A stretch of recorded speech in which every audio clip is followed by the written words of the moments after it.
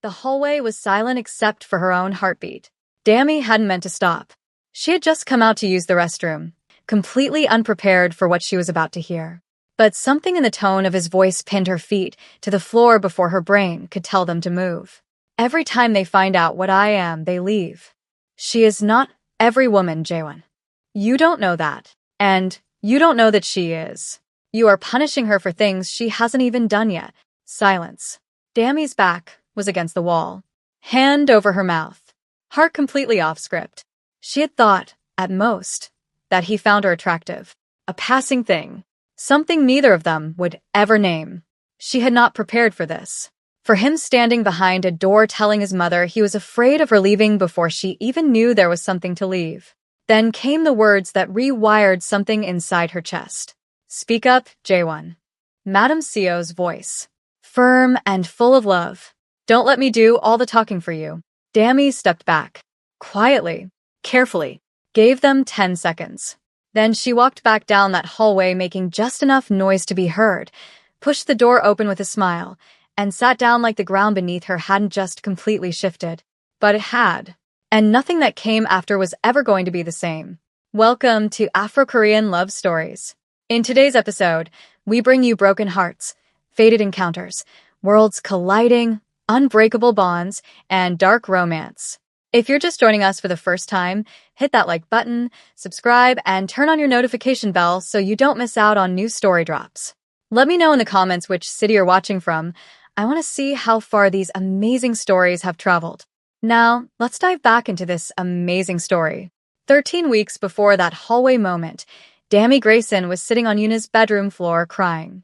Yuna sat beside her, bowl of tteokbokki going cold between them, saying nothing because she knew Dammy well enough to know that words right now would feel like interference.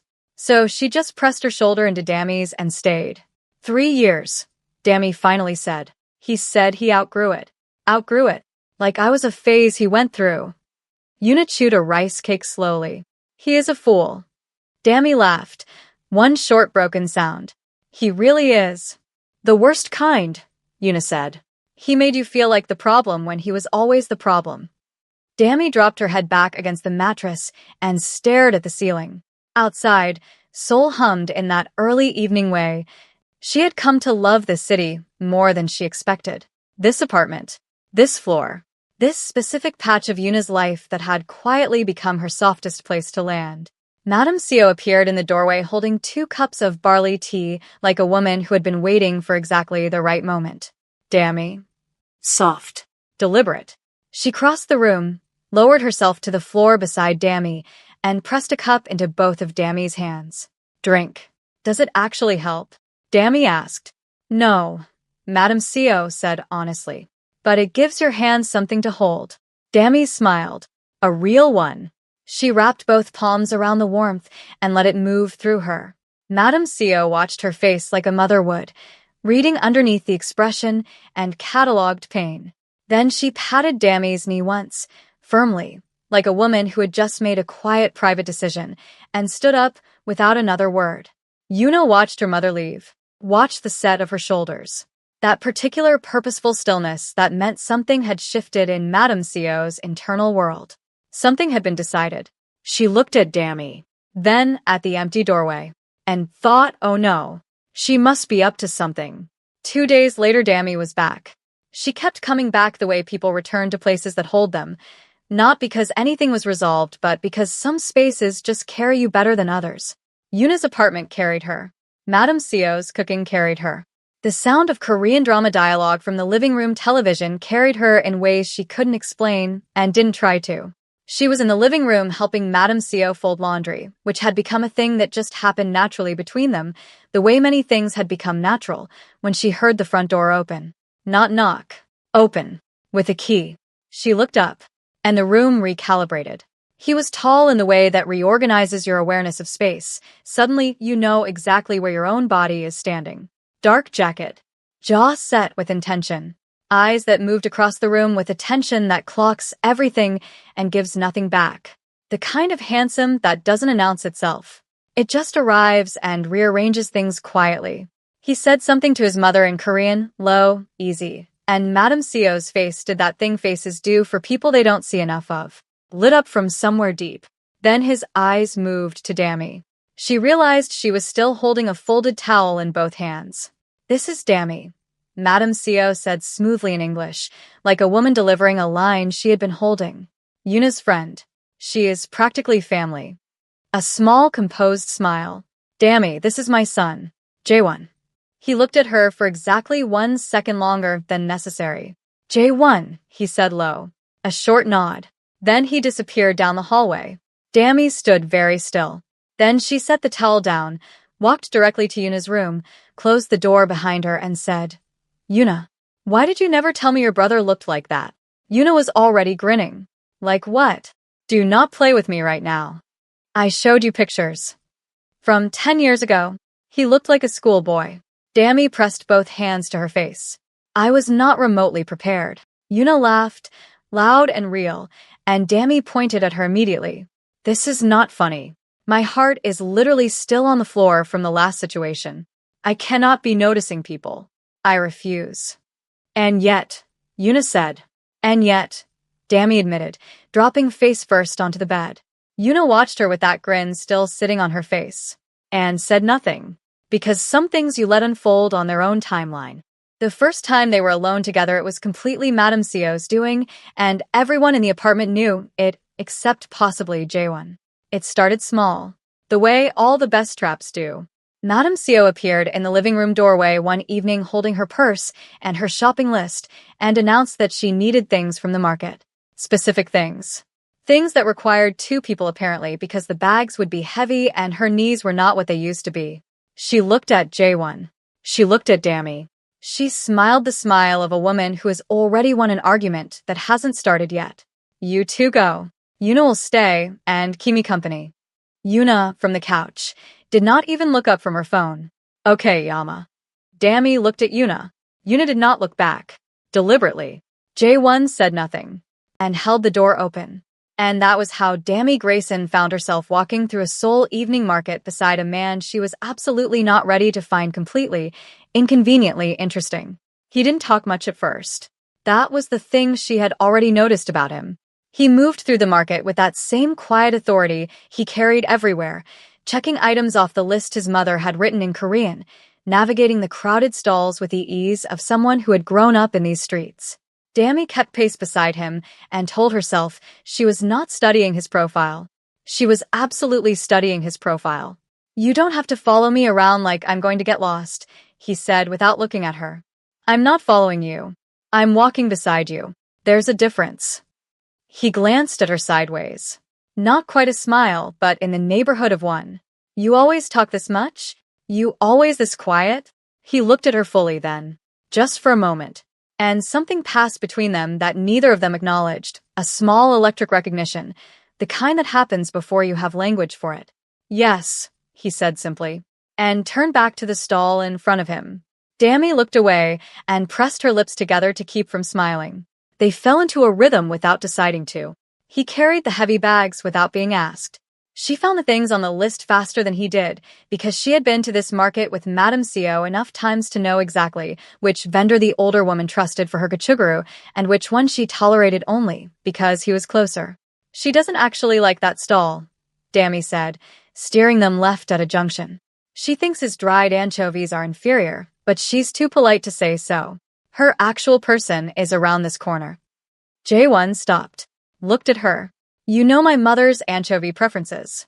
I know your mother's anchovy opinions, her feelings about the neighbor's dog, her preferred drama streaming platform, and the exact temperature at which she thinks barley tea stops being medicinal." Dammy looked at him evenly. "We spend a lot of time together." Something shifted in his expression then. It was subtle. He looked at her like he was recalculating something. "She talks about you," he said quietly. "More than she probably realizes. Good things. Always." He said it simply, without decoration. They sat outside a Pojang Machu on the way back, his idea, which surprised her, and drank warm cans of sake while the evening cooled around them. The shopping bags sat at their feet. Neither of them was in a hurry to get back, and neither of them said that out loud. "How long have you been in Seoul?" he asked. 2 years. "You like it?" "More than I expected to." She turned the can in her hands. I came here to rebuild something. I didn't know if it would work. But soul, it doesn't ask you who you were before. It just lets you be whoever you're becoming. He was quiet for a moment. That's a generous reading of this city. Have you always lived here? She asked. Born here. I leave when I need to. I always come back. A pause. Some things you don't get to walk away from. She looked at him. There was something underneath that sentence. Is that a good thing or a bad thing? She asked. He considered it, then said, depends on the day. She nodded slowly, and they sat in the comfortable quiet of two people who have just discovered they can share silence without it becoming awkward, which is rarer than it sounds and means more than most people admit. On the walk back, his hand brushed hers, reaching for one of the bags. Neither of them moved away immediately. It lasted maybe 2 seconds. The back of his hand against the back of hers. Warm. Still. The city moving loudly all around them while that small patch of contact existed in its own private quiet. Then he picked up the bag, and they kept walking. Neither of them said anything.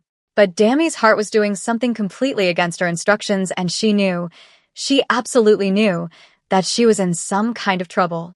That night, lying on Yuna's bed while Yuna did her skincare routine at the mirror, Dammy stared at the ceiling and said, he's going through a breakup too, isn't he? It wasn't really a question. She had felt it in the market, that particular quality of guardedness that only comes from recent pain. She recognized it because she was wearing the same garment. Yuna paused with the toner pad halfway to her face. He told you. He didn't have to. Dammy turned to look at her. What happened? Yuna set the pad down, sat on the edge of the bed, chose her carefully. She couldn't handle his life. What he does. She found out, and she left. It wasn't the first time that's happened. What does he do? Dammy asked. Yuna looked at her. A look that lasted just a beat too long. Just enough to register as something other than nothing. He runs the family business, she said carefully. It's complicated. He doesn't really talk about it. Dammy held her gaze for a moment. Then she nodded and looked back at the ceiling. And the open loop that had been quietly humming since the moment Jaewon walked through that door grew, just a little louder. It became a pattern. Whenever Jaewon visited, which was becoming more frequent in ways that Madame Seo definitely had everything to do with, he and Dammy ended up in the same space. Same kitchen. Same market run. Same evening sitting on the building steps with something warm to drink while Seoul did what Seoul does at night. Dammy noticed that he always knew when her cup was empty. Jaewon noticed that she laughed with her whole body, not performed, not contained, just completely and genuinely present in the moment of it, and it did something to the carefully managed quiet he kept around himself that he didn't have language for yet. Madame Seo noticed everything and said nothing, and smiled into her tea. It was a Tuesday when it shifted. Dammy was in the kitchen helping prepare dinner. She had graduated from guest to active participant in Madame Seo's, and Jaewon came in looking for water. He filled the glass. He leaned against the counter. He watched her work for a moment. You cook? He asked. My mother would disown me if I didn't. She didn't look up from the vegetables she was cutting. Nigerian household. You learn or you suffer the consequences. What consequences? Hunger, mostly. And the disappointment of a Nigerian mother, which is honestly worse than hunger. Or the daily reminder of not finding a husband if you were lacking in the kitchen. He made a sound, low, quiet. Your mother? You're close? She's my person. She's loud and opinionated, and she will tell you exactly what she thinks of you within 45 seconds of meeting you. But she shows up. Always. Whatever it costs her, she shows up. She felt him go quiet in a different way then. Mine too, he said, softly. Dammy looked up from the cutting board. He was looking at her with an expression she hadn't seen on him before. Open. Unguarded. Just for a moment. Then Madame Seo's voice came from the living room asking about the green onions. The coffee shop was Madame Seo's idea, obviously. She had remembered, conveniently, that she needed a specific type of traditional tea only available at a shop 20 minutes away. She had also remembered, equally conveniently, that her knees were bothering her today. She looked at Jaewon. She looked at Dammy. She handed Jaewon a folded piece of paper with the name of the shop and went back to her drama without another word. Yuna, from behind her laptop, didn't even blink. The coffee shop they stopped at on the way back was Dammy's suggestion, and Jaewon agreed without hesitation, which she noted privately. They sat across from each other at a small window table. Rain had started outside, the soft, persistent soul kind that doesn't commit to being dramatic but simply covers everything in gray. Dammy wrapped both hands around her Americano. J1 drank his black, no ceremony. "Can I ask you something?" Dammy said. He looked at her steadily. "You're going to regardless." "Fair." She smiled. "The women before. The ones who left." She watched his jaw tighten almost imperceptibly. "You don't seem broken by it. You seem like you expected it." A long pause. He turned his cup on the table once. Slow rotation. "When something happens enough times," he said carefully, "you stop being surprised by it. You just factor it in. Build around it. Even worse, expect it." "That sounds lonely." "It is what it is." "No." She said it gently, but without apology. "That's what people say when something hurts too much to call it what it actually is." He looked at her. "You do that a lot," he said quietly. "Do what?" "Say the thing. The actual thing. Most people talk around it." "I grew up in a house where talking around things was considered a waste of everyone's time." She held his gaze. "You build walls because you've been left. I understand that. I just built mine out of pretending I was fine when I wasn't. Different material, same structure." The rain moved quietly against the glass, and something in the air at that small table tightened, charged and warm and completely unspoken. Then his phone buzzed on the table. He looked down at it. Something moved across his face, fast, controlled, professional. He was somewhere else for 3 seconds, and when he looked back up, he was J1 again. "We should get back," he said quietly. Dammy nodded, picked up her cup, finished it. But she had seen the name on that message before the screen went dark. Not a name. A title. 2 words in Korean that she didn't fully understand but had heard before, somewhere, in a context she couldn't immediately place. She filed it away, said nothing, smiled at him when they stood to leave. They came back to the apartment to find it quiet. Yuna had stepped out. Madame Seo was in her room. Dammy could hear the low murmur of her evening drama through the closed door. The apartment held that particular early evening stillness that settles over spaces when the people in them have temporarily scattered. Dammy excused herself to use the restroom. She padded down the hallway in her socks, hair still slightly damp from the light rain outside, mind still turning over that message on his phone. That title, that word, the context she couldn't quite locate yet. She was on her way back, hand raised to push open the living room door, when she heard it. Voices inside. Jiwon's. And his mother's. She hadn't heard Madame Seo come out of her room. But there she was, and there he was, and the conversation on the other side of that door was not the kind that announced itself. "You're doing it again," Madame Seo said. Quiet. "Certain." The voice of a woman who has watched this particular pattern long enough to name it in her sleep. "Iyama. Don't Iyama me. I have eyes, J1. I watch you with her. I watch you pull back every single time you get close enough for it to mean something. Like clockwork. It's not the right time." He exclaims. "It is never the right time with you. That is the problem. You don't understand what I'm asking her to walk into." "I understand perfectly." Madame Seo's voice dropped lower, more deliberate. "I also understand that she is not a child. She is a grown woman who has already been through enough to know what real feels like when it is standing in front of her. And what is standing in front of her is real. What you feel is real. And you are letting the shadow of every woman who left make the decision for a woman who hasn't gone anywhere." Dammy's back found the wall. Her hand dropped to her side. She was not breathing. "Every single time, Iyama. The moment they find out, they leave. You know this. I know this. It has never once gone differently. Dammy is not every one of them. You don't know that." "No." Madame Seo, steady as stone. "But you don't know that she is. And you are punishing her for things she hasn't even done yet. You are punishing yourself. And I am tired of watching it." The silence that followed was the loudest thing Dammy had ever stood inside. Because she had thought, at most, that it was attraction. A passing thing. Something physical that would dissolve on its own once she went back to her real life. She had been so careful. So deliberate about keeping it filed under Do Not Touch. She had not prepared for this. For him standing on the other side of a door telling his mother he was afraid of her, specifically her, leaving. "She deserves to make her own choice," Madame Seo said softly. But she cannot make it if you never give her the truth. And you cannot give her the truth if you never open your mouth. A pause. Waited. Full. Speak up, J1. If you feel something, speak up.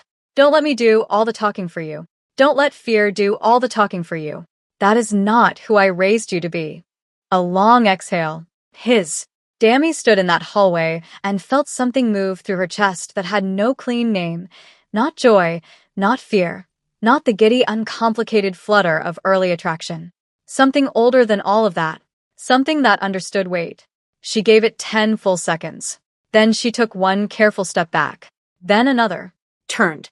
Walked back down the hallway, deliberately, normally, her socks making soft sounds against the floor. Cleared her throat lightly. Came back with her footsteps landing a little heavier. Pushed the door open with the easy, casual energy of a woman who had heard absolutely nothing. Sorry, I forgot where I left my purse. A light laugh. Eyes moving between them with perfect innocence. Am I interrupting something? Madame Co looked at her with warm, composed eyes. Not at all, Damia. Come in. Sit. J1 looked at her, and for just a moment, one unguarded fraction of a second, something in his expression was open. I'll get tea, he said quietly, and moved past her to the kitchen. Dammy sat down, smiled at Madame Co, picked up the book from the side table that she had no intention of reading, and felt the full impossible weight of knowing something about a man that he didn't know she knew, that underneath everything he carried, underneath every wall and every managed silence and every woman he had already watched walk away, he was standing in his mother's living room being afraid of losing her. Her, Dammy Grayson, who had come to Seoul to rebuild herself, who had arrived at this apartment broken open by someone else's carelessness, who had not been looking for anything, who was now, completely, inconveniently, and perhaps irreversibly, in the middle of something she had absolutely no roadmap for. And the warmth of it and the weight of it sat in her chest at exactly the same time. Now, before we get to what happens next, if this story has been pulling you in, hit that like button right now and share it with someone who needs a good love story in their life today. And I need you to drop your thoughts in the comments because this story has me asking too many questions alone. First, when Dammy overheard that conversation in the hallway and felt something shift inside her chest, what should she have done with that? Should she have gone straight to Yuna and pressed her for answers? Or was the fact that she couldn't stop thinking about it already telling her everything she needed to know, that her curiosity had already crossed a line and her feelings were growing whether she was ready for them or not? And second, that moment in the coffee shop when the phone buzzed and J1 shut down completely in a split second. Something was clearly off. Should Dammy have trusted that instinct, locked in, and started pulling back slowly before she got in any deeper? Or was her decision to stay present, say nothing, and keep showing up actually the right one? Drop your answers below and tell me which city you are watching from. I want to see exactly how far these stories have traveled. Then stay right here because what happens next changes everything.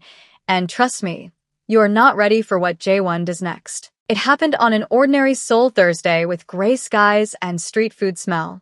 Dammy was alone in the living room. Madame Co had gone to visit a neighbor. Yuna had a work call that had been going for 40 minutes longer than expected. J1 was somewhere in the apartment. She could feel his presence the way you feel weather changing before it actually changes. That particular shift in atmospheric pressure that your body registers before your mind catches up. She was reading, or trying to read, the same paragraph 4 times. He came in and sat in the armchair across from her without ceremony. No announcement, just settled into the space. Like he belonged there. She looked up. He was already looking at her. You're not reading, he said. I'm reading. You've been on the same page for 20 minutes. She closed the book. Were you watching me? Something moved at the corner of his mouth. You're hard not to watch. The room went very quiet. Dammy felt heat move up the back of her neck and made an executive decision to hold eye contact anyway because she was not the kind of woman who looked away from things just because they made her feel something. J1. I know, he said quietly, like she had already finished the sentence, like he had been waiting for it. I know what this is becoming. She held very still, and he leaned forward, elbows on his knees, hands loosely linked, looking at her with that expression she had come to recognize as him being more honest than he was comfortable with. And I don't know what to do with it. That's the truth. Because of the women before. Because of what I am. He said it carefully, deliberately. What my life is. What it asks of the people around me. You keep saying that. She tilted her head slightly. What you are. What your life is. But you never actually say what that means. A pause. Just a fraction too long. It's complicated, he said. You sound like Yuna. Something flickered behind his eyes. Dammy. Her name in his mouth was different. I have spent a long time making peace with the fact that what I carry, people can't always hold it with me. That's not self-pity. It's just true. And I would rather, he stopped. Started again. I would rather say nothing than say something and watch you leave. She looked at him for a long moment. This man who carried everything internally, who spoke in careful, measured sentences, who served her food before himself and noticed when her cup was empty and had told his mother in a hallway he didn't know she could hear that he was afraid. I'm not her, Dammy said quietly. I'm not any of them. And I need you to stop making decisions about what I can handle before you've given me the actual information to handle. He looked at her. Steady. Searching. You deserve to know what you'd be walking into, he said. Then tell me. Are you trans? Just tell me already. The longest pause yet. And then, slowly, like a man stepping off something high, he reached across the space between them and took her hand. Just held it. Palm against palm. Warm and still and completely deliberate. Not yet, he said softly. But soon. I promise you, soon. His hand was warm and his eyes were honest, and she was 28 years old and already tired of building walls out of old pain. So she turned her hand over in his and held back. That evening, Madame Co came home to find them sitting on the building steps outside, sharing a bag of hadiak from the street vendor at the corner, shoulders touching, talking in the easy, unhurried way of people who have stopped performing for each other. She stood in the doorway for exactly 3 seconds. Then she went inside, found Yuna in her room, and said with profound maternal satisfaction, I told you. Yuna looked up from her laptop. Yama, you literally engineered this entire situation. I created conditions, Madame Co said with great dignity. They made the choices. The call came late. Dammy was in the bathroom washing her face when she heard it, Jaewon's voice from the living room, dropping register the way it did when something required his full professional attention. Lower. Clipped. A different language entirely from the one he used with her. She turned off the tap. She wasn't trying to listen. She told herself she wasn't trying to listen. But the apartment was quiet, and his voice carried, and she heard 3 things distinctly through the thin wall between them. A name she didn't recognize. A number that sounded large. And then in Korean, but slowly enough, carefully enough, that her time and soul gave her just enough to catch it. A word. A title. One she had heard before, in a context she had been trying to place for weeks. She stood at the bathroom sink with water still dripping from her hands. And suddenly the context arrived. It came back to her, all at once, fully formed, completely certain. A conversation. 3 months ago. A colleague at work describing a story she'd read, using that exact word, that exact title, describing what it meant, who it belonged to, what kind of man carried it. Dammy looked at herself in the bathroom mirror. Her own face looked back at her. Brown skin, wide eyes, water still on her jaw. The warm feeling in her chest from an hour ago, his hand in hers, his shoulder against hers on the steps, the easy quiet of 2 people who had stopped pretending, was still there. But underneath it now, something cold. She heard him finish the call, heard the apartment go quiet again, heard his footsteps move toward the kitchen. She stood at the mirror for another 30 seconds. Then she dried her hands very carefully, folded the towel, set it down, and walked back out into the living room with a smile on her face that cost her more than she had budgeted for. He looked up from the kitchen counter when she appeared, and he smiled back, slow, warm, real, the rare full version. You okay? He asked. Perfect, she said. And she sat back down on the couch and picked up her book and found the page she had been on, and did not read a single word, because Seo Jaewon, the man whose hand she had been holding an hour ago, the man whose mother had adopted her like a daughter, the man who was afraid she would leave when she found out what he was, had just shown her exactly what he was. And now she had a decision to make. She didn't sleep. Not really. She lay on Yuna's spare mattress in the dark and stared at the ceiling and listened to Soul doing what Soul does at night. Breathing, humming, existing without apology. And she thought about everything and nothing in a loop that had no clean exit. His hand in hers on the steps. That word through the bathroom wall. His smile when she walked back into the room. Slow. Warm. Unguarded in a way she now understood cost him something to give. The women before her. Every single one of them. Gone the moment they found out. She understood now why. She understood now what they had seen that made them leave. What J1 carried. What his life actually was underneath the quiet authority and the controlled jaw, and the way he always knew when her cup was empty. She understood what he meant every time he said it's complicated, and what I am, and what my life asks of the people around me. He had been telling her. In every careful sentence. Every measured pause. She just hadn't had the vocabulary for it yet. Now she did. And the question that was keeping her awake, the one that had replaced every other thought in her head, was not what he was. It was what she was going to do about it.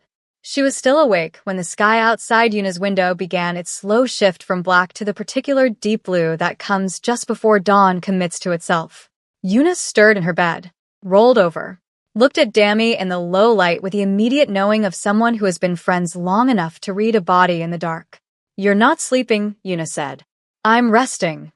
Dammy. A long pause. Yuna. Dammy kept her eyes on the ceiling, kept her voice very even. Very careful. The family business. She felt Yuna go still across the room. Tell me what it actually is. Dammy. Don't manage me right now. I'm not asking you to tell me everything. I'm asking you to tell me if what I think I know is true. Another silence. Longer. Then the sound of Yuna sitting up in her bed. How much do you know? Yuna asked quietly. Enough. The word landed between them and stayed there. Yuna exhaled slowly. I wanted to tell you. I didn't know how. I didn't know if it would even. I didn't know where this was going between you two, and I thought. You thought you'd wait. I thought it wasn't my thing to tell. Dammy was quiet for a moment. Processing. Separating the threads carefully, her feelings about J1, her feelings about Yuna, her feelings about herself, and the decision she was sitting inside right now. Are you angry with me? Yuna asked. Small. Genuine. I don't know yet. Honest. I'm not angry. I need to think. Dammy, he's still him. Everything you've seen, that's real. He doesn't show people that. What he's shown you, I've watched my brother for 26 years, and I have never seen him look at anyone the way he looks at you. Whatever the rest of it is, that part is real. Dammy closed her eyes. Because she knew that. That was precisely the problem. If it had been simple, if he had been alive from the beginning, if the warmth had been performance, if his mother's love had been strategy, it would have been easy. She would have known exactly what to do. But it wasn't simple. He wasn't a lie. The warmth was real, and the fear was real, and the hand holding hers on those steps had been the realest thing she had felt in longer than she wanted to admit. And that made the decision sitting in front of her the hardest kind. Morning arrived, indifferent, bright, slightly offensive in its cheerfulness. Dammy heard Madame Co in the kitchen before she heard anything else. Water running. The soft knock of a pot being set down. The smell of doenjang beginning its slow work. She got up, washed her face, looked at herself in the mirror again. Same face as last night, same eyes, same woman. But something behind the eyes was different. Quieter. More settled. She walked to the kitchen doorway. Madame Co was at the stove with her back to the door. She didn't turn around, but she said, Sit, Dammy. Breakfast is almost ready. Dammy sat at the kitchen table. For a moment neither of them spoke. Just the soft sounds of the kitchen doing what kitchens do in the morning. And then Madame Co set a bowl of juk down in front of Dammy and sat across from her and looked at her with those eyes that read everything underneath the surface and said nothing and waited. You knew I'd find out, Dammy said quietly. Madame Co folded her hands on the table. I knew you were smart enough to. And you still. Dammy gestured slightly. All of it. The market runs. The coffee shops. The deliberately engineered proximity. You still did all of this. Yes. Why? Madame Co looked at her for a long moment. When she spoke, her voice was measured and warm and completely certain. Because I have watched my son spend years being loved by women who loved the idea of him until they saw the whole truth of him. And I have watched him make peace with that, build his life around that expectation, until he stopped trying before anything could begin. She paused. And then you came into this house. And I watched him try again. For the first time in a very long time, he tried. She held Dami's gaze. I did not engineer your feelings, Dami. I only made sure you were in the same room long enough to find them. Dami looked down at the bowl in front of her. Steam rising. Warm and steady. I don't know what to do, she admitted. The first time she had said it out loud. It felt different outside her head. More real. More manageable somehow. I know, Madam CO said simply. That is yours to figure out. I won't do that part for you. A small smile. Knowing. I won't do all the talking. Dami looked up at her. And for the first time since the bathroom mirror the night before, she felt something loosen in her chest. Not resolution. Not an answer. Just relief. She was putting on her jacket to leave when she heard him behind her. She turned. J1 was standing in the hallway. Dressed. Jacket on. Like he had been about to leave too. They looked at each other across the short distance of that hallway. The same hallway where she had stood 2 weeks ago with her back against the wall and her hand over her mouth learning that he was afraid. Now she was the one who knew something he didn't know she knew. He studied her face with those careful eyes that missed nothing. And she watched something move across his expression, a question he wasn't sure how to ask. A recognition that something had shifted overnight in the atmosphere between them. You okay? He asked. The same question as last night. This time she didn't answer immediately. She looked at him, really looked at him, at everything she knew now, and everything she still didn't. At the man and the shadow the man cast. At the warmth that was real and the complication that was equally real. Ask me again in a few days, she said quietly. He held her gaze, and she watched him understand, not the specifics, not the details, but the shape of it.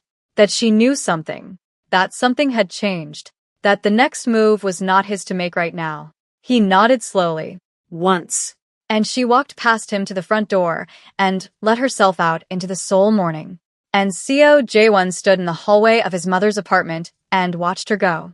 And for the first time in a very long time, he didn't make peace with it. He didn't factor it in and build around it. He stood there and he felt it, fully, completely, without the usual management, and he made a quiet, private decision of his own. Some loves find you when you are ready for them. Perfectly timed, clean-handed, heart open and waiting. And some loves find you in the middle of your healing, when your guard is down and your hands are full, and you are not remotely prepared for what is walking through the door. Those are the ones that ask the most of you. The ones that make you choose between safety and truth, between what you know and what you feel, between the person you were before the heartbreak and the person you are quietly becoming. Dami Grayson walked out into that soul morning not knowing what she was going to do. But she was still walking towards something. And sometimes, that is enough to begin. So, here is what I need you to tell me in the comments right now. If you were Dami, standing in that hallway, looking at a man you are falling for, knowing what you now know about who he really is, would you stay or would you walk away? And be honest, because it is easy to say you would leave. But what if everything real you have felt in the last few weeks has been with him? And second, do you think J1 should have told Dami the truth himself before she found out on her own? Did his silence protect her, or did it betray her before anything even began? Drop your answers below. Tell me which city you are watching from. And if this story moved you at all, share it with someone today, because these are the stories that deserve to travel. If you are not subscribed yet, do it now. Because part 2 of this story is coming, and I promise you, what Dami decides next will surprise you. Don't miss it.